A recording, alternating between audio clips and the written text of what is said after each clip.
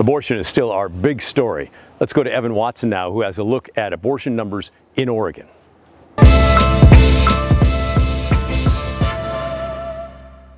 We've been talking about Roe v. Wade this week, with the U.S. Supreme Court expected to overturn the ruling protecting abortion rights across the country.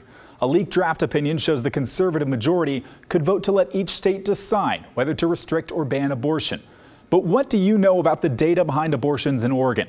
How many abortions are provided in our area each year? How many people seeking abortions are from out of state? And how has this changed over time?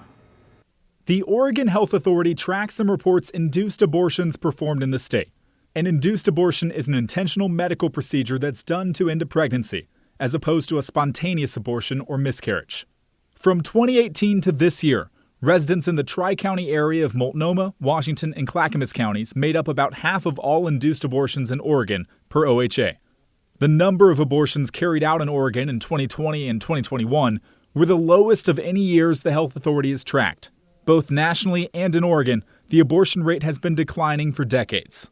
In the 90s and early 2000s, about 14,000 induced abortions were reported in Oregon each year.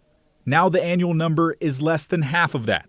Preliminary data from 2021 shows about 6,500 abortions were carried out last year.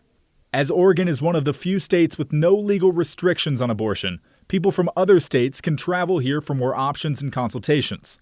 Over the last 5 years, OHA data shows about 9 to 10% of people getting abortions in Oregon are from out of state.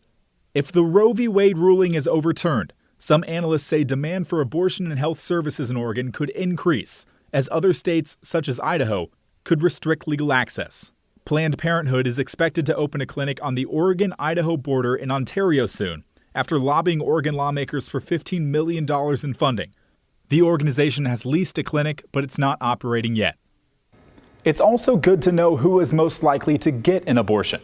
A New York Times analysis of CDC data found the typical patient is a single woman in her late 20s. 6 in 10 people who have an abortion are already mothers, and nearly half are low-income women. About 92% of all abortions occur in the first 13 weeks of pregnancy, with a large majority in the first trimester.